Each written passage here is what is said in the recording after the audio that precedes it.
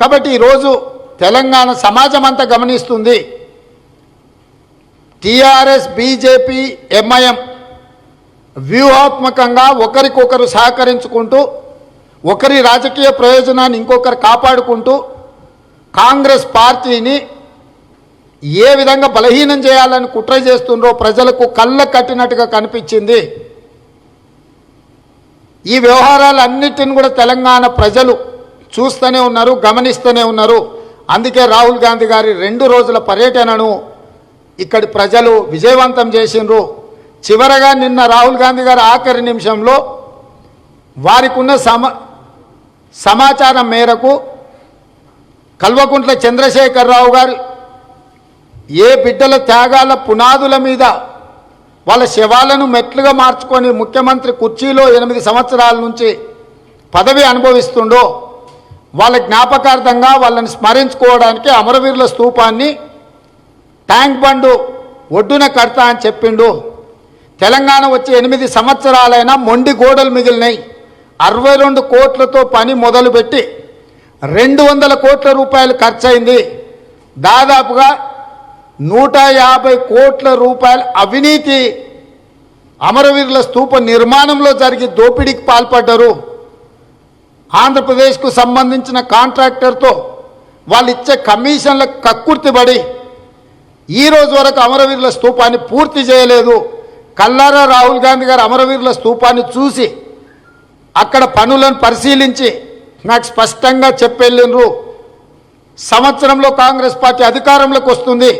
అధికారంలోకి వచ్చిన 100 రోజుల్లో అమరవీరుల స్తూపాన్ని అద్భుతంగా పూర్తి చేసి ప్రపంచ పర్యాటకులు కానీ ఉద్యమ స్ఫూర్తిని పొందాలనుకున్న ఈ దేశం పక్క దేశాల నుంచి ఉద్యమ స్ఫూర్తిని పొందాలి అని అనుకునే వచ్చే వాళ్ళందరికీ నివాళులు అర్పించడానికి, స్ఫూర్తి పొందడానికి ట్యాంక్ బండు ఒడ్డున నిర్మిస్తున్న అమరవీరుల స్తూపాన్ని 100 రోజుల్లో అక్కడ కూర్చొని దాన్ని పూర్తి చేస్తాము.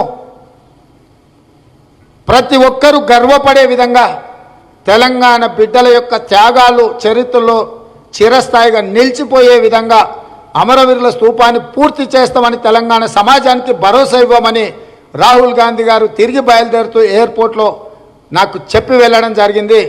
రాహుల్ గాంధీ గారి మాటను ప్రజలకు నేను వివరిస్తున్నా. సంవత్సరంలో తెలంగాణలో కాంగ్రెస్ పార్టీ అధికారంలోకి వస్తుంది. అధికారంలోకి వచ్చిన 100 రోజుల లోపల అమరవీరుల స్తూపం దగ్గర కూర్చొని దాన్ని పూర్తి చేస్తాము. అదేవిధంగా 62 కోట్ల టెండర్ పిలిచి ఎలాంటి అనుమతులు లేకుండా దోసుకున్న 150 కోట్ల రూపాయలను కక్కిస్తాము. క్రిమినల్ కేసులు పెట్టి జైల్లో పెడతాము. ఎందుకంటే ఇది సెంటిమెంట్తో కూడుకున్నది.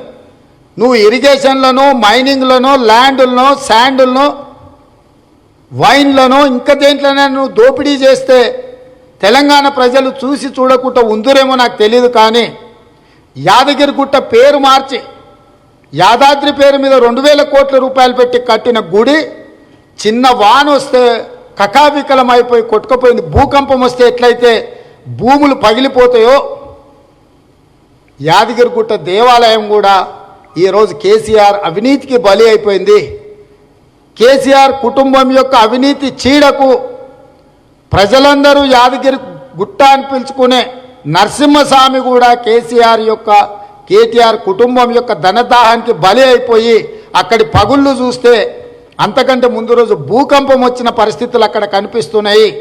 అదేవిధంగా 60 సంవత్సరాల యొక్క ప్రజల ఆకాంక్షను ప్రపంచం దృష్టికి తీసుకెళ్లడానికి ప్రాణ త్యాగాలు చేసిన అమరవీర కుటుంబాలను తలుచుకోవడానికి ఏర్పాటు చేసిన అమరవీరు స్తూపంలో జరిగిన అవినీతి కక్కిస్తాము. ఇవి 2 ప్రజల సెంటిమెంట్కు సంబంధించినవి. ఇంకెక్కడైనా వ్యాపార కోణంలో లావాదేవీలలో కమిషన్లు కొట్టినా మీరు సొమ్ములు సంపాదించుకున్న ఈ తెలంగాణ ప్రజలు మిమ్మల్ని ఏమన్నా క్షమిస్తుండ్రేమో. కానీ ఇవాళ ప్రజల సెంటిమెంట్ అయిన యాదగిరిగుట్టను, అమరవీరుల స్తూపాన్ని కూడా మీరు వదలలేదు. మీ దోపిడీకి బలైపోయింది. మీ అవినీతికి ఈ 2 మొండి గోడలుగా, ఒకటి భూకంపం వస్తే ప్రకంపనలు ఎట్లయితే వచ్చి భూమి పగుళ్లకు లోనవుతుందో యాదగిరిగుట్ట రెండు ఇట్లా కళ్ళ కట్టినట్టుగా కనిపిస్తున్నాయి. ఈ రెండిటి విషయంలో పూర్తి స్థాయిలో విచారణకు ఆదేశిస్తాము. ఈ రెండిట్లలో ఈ కాంట్రాక్టర్లో కానీ నమూనాలో కానీ ఈ వ్యవహారంలో తెలంగాణ వాళ్ళని పెట్టుకుంటే మీ ఆర్థిక లావాదేవీలు బయట పెడతాయని ఎక్కడి నుంచో తెచ్చుకొని పెట్టుకొని దోపిడీకి పాల్పడ్డారు. కేసీఆర్ గారు నువ్వు ఆ రోజు చెప్పినావు, అవినీతికి పాల్పడితే కొడుకైనా బిడ్డ అయినా ఊచలు లెక్క పెట్టాల్సిందే అని. నేను ఈరోజు నిర్దిష్టమైన ఆరోపణ చేస్తున్నా. యాదగిరిగుట్ట విషయంలో, అమరవీరుల స్తూపం విషయంలో నీ కొడుకు ఎమ్మడుండే మిత్రులు అవినీతికి పాల్పడ్డారు, నేను నిరూపిస్తా. నువ్వు విచారణకు ఆదేశించు, ఏమాత్రం చిత్తశుద్ధి ఉన్నా. లేకపోతే గుడిలో ఉండే లింగాన్ని, అమరవీరుల శవాలను, అమరవీరుల ఆలోచనల గుర్తింపును కూడా నీ అవినీతికి బలైపోయిందని తెలంగాణ సమాజం పూర్తి స్థాయిలో విశ్వసిస్తుంది. కాంగ్రెస్ పార్టీ అధికారంలోకి వచ్చిన తర్వాత ప్రత్యేకంగా ఈ రెండింటి మీద విచారణకు ఆదేశించి కారకులైన అందరినీ శిక్షించే బాధ్యత కాంగ్రెస్ పార్టీ తీసుకుంటుంది. హాయ్ ఫ్రెండ్స్, మా టుడే టుమారో యూట్యూబ్ ఛానల్ చూస్తున్నందుకు చాలా థ్యాంక్స్. మరిన్ని లేటెస్ట్ వీడియోస్ కోసం వెంటనే సబ్స్క్రైబ్ చేయండి. అలాగే ఈ బెల్ ని కూడా రింగ్ చేసేయండి. మా నోటిఫికేషన్స్ అన్ని మీ మొబైల్లో వస్తాయి. అలాగే మా వీడియోస్ మీకు నచ్చితే లైక్ చేయండి, షేర్ చేయండి, నచ్చకపోతే కామెంట్ చేయండి.